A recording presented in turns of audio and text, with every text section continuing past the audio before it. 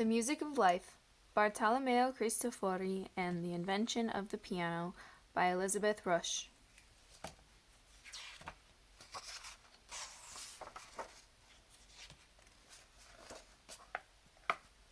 In Padua, Italy, Bartolomeo Cristofori's home since his birth, a hush envelops the room as the instrument maker carefully adjusts the tuning pins of a clavichord.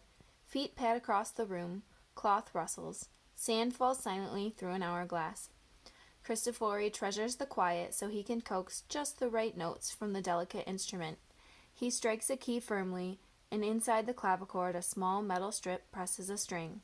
A pitch-perfect pianissimo note trembles out. In the garden, starlings chatter, nearly overpowering the soft sound. Pianissimo, very soft. Outside, a parade of pounding hooves and clattering wooden wheels grows closer and closer, louder and louder. Horses whinny, snort, and stamp as a young prince and his entourage spring from the carriages to the cobblestones. Crescendo, becoming louder. His Highness Prince Ferdinando de' Medici. Word of Cristofori's gift for tuning and restoring keyboard instruments has spread throughout the land. The prince, an accomplished musician, has come to examine Cristofori's work for himself. Forte, loud. Cristofori shows the prince to a harpsichord, a keyboard instrument that plucks stiff strings. Ferdinando sits and begins to play. Forte notes, strong and loud, ring out. Prince Ferdinando yearns for his court to become the musical center of Italy. He urges Cristofori, "Come to Florence, join my court." Cristofori is torn, reluctant to leave the peace of Padua. But the prince makes an offer Cristofori cannot refuse: a house complete with all the furnishings he could need, generous pay, 12 scudi a month, and an important position, master instrument maker and tuner. Best of all, Cristofori would be able to work with the most elegant keyboards in Italy, and have the chance to build some beautiful new ones of his own. So Cristofori sets off for Florence. Fortissimo, very loud. When Cristofori arrives, he installs his work table in the long row of the famous Medici workshops, alongside the most talented stone engravers, goldsmiths, lathe workers, tapestry weavers, and potters of the region. How different from his workshop at home. Wool beaters thump and looms clatter-clack. Ka-chunk goes the printing press. The cabinet makers saw and bang endlessly. Cristofori can't hear himself think. Even worse, he can barely hear the instruments he is trying to tune.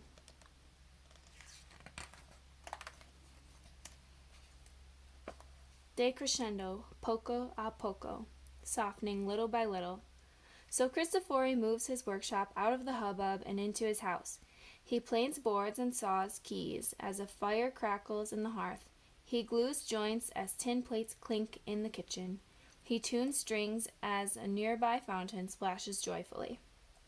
Bells toll and clang and chime, ringing in the dawns, the days, the weeks, and the years as Cristofori restores 16 of the prince's keyboard instruments and builds from scratch 9 more. The prince and the people of Florence find Cristofori's work to be masterful, but for Cristofori, his creations are not good enough.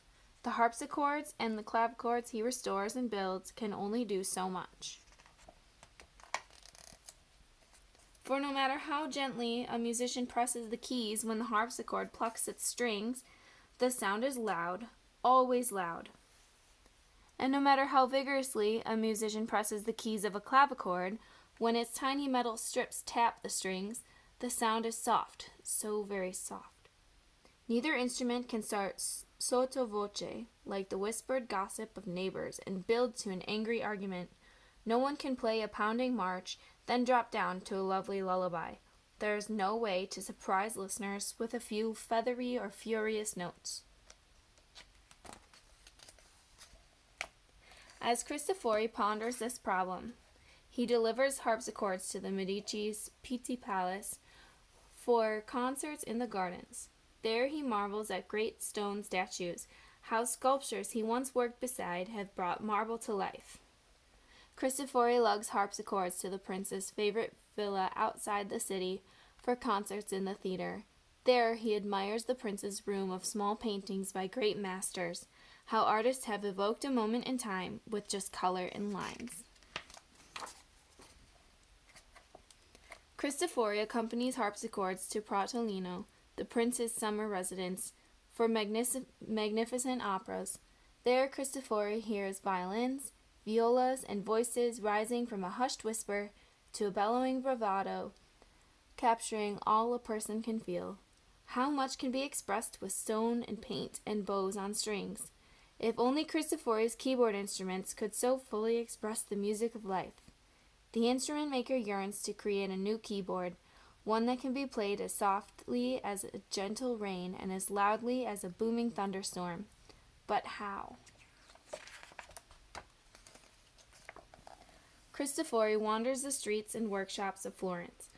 All around him hammers rise and fall. Tink, tink, go the tiny hammers of the goldsmiths and silversmiths. Tap, tap, the sculptor's mallet strikes. Bang, bang, the blacksmith's sledgehammer pounds.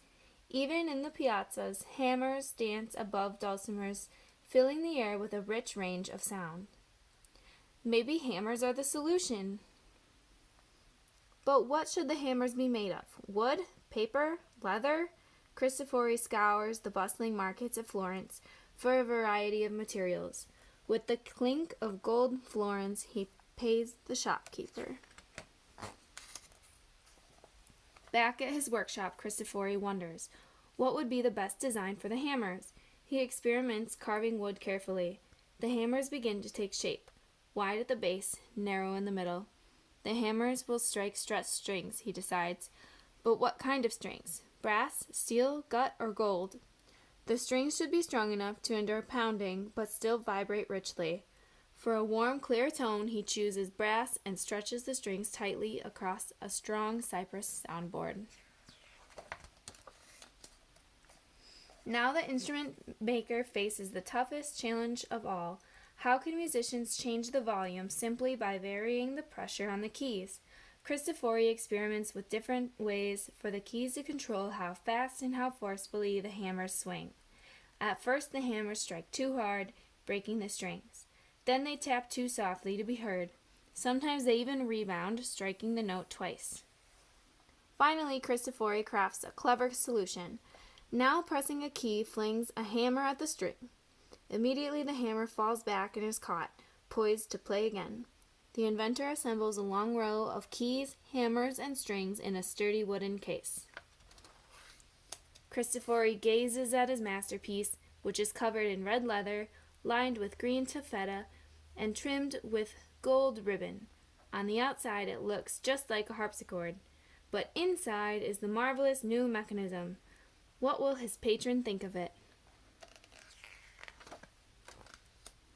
Finalmente! In 1700, Bartolomeo Cristofori unveils his new invention. Prince Ferdinando sits before the instrument. He taps a key slowly and gently, and the sound is soft and sweet. He presses the keys harder and faster, and the notes ring out loud and clear. The prince plays a peaceful lullaby, a joyful jingle, a rollicking round. It is possible to play both piano and forte, a court musician marvels. The prince calls him a virtuoso. Cristofori bows, full of pride. Cristofori's wonderful invention is eventually named for what it can do. It is called the pianoforte. Cristofori is pleased, but he is not done. For years he tinkers endlessly with his pianoforte, making the mechanism smoother and even more responsive. But the keyboard is so sensitive, musicians struggle to play it. Hit a key a little too hard, dong, or too soft, ding, and the volume follows. The more responsive Cristofori makes his instrument, the more reluctant musicians are to play it. Undaunted, Cristofori spends the rest of his long life perfecting his invention, coaxing it to respond precisely to a musician's touch. He hopes that someday someone will use it to capture the music of life.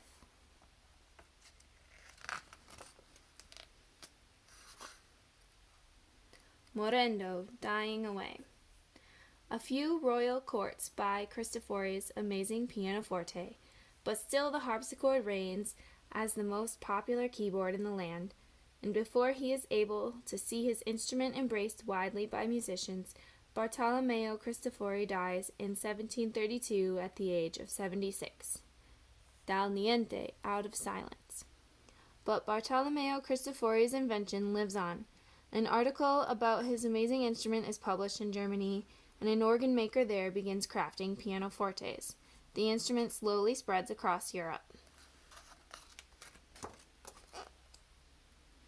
Musician Joseph Haydn tries a pianoforte for the first time. Its responsiveness lights his imagination on fire. In a concert in 1777, the young virtuoso Wolfgang Amadeus Mozart dazzles an audience with the instrument's expressive possibilities. From that moment on, Mozart and countless others compose all their keyboard music for the pianoforte.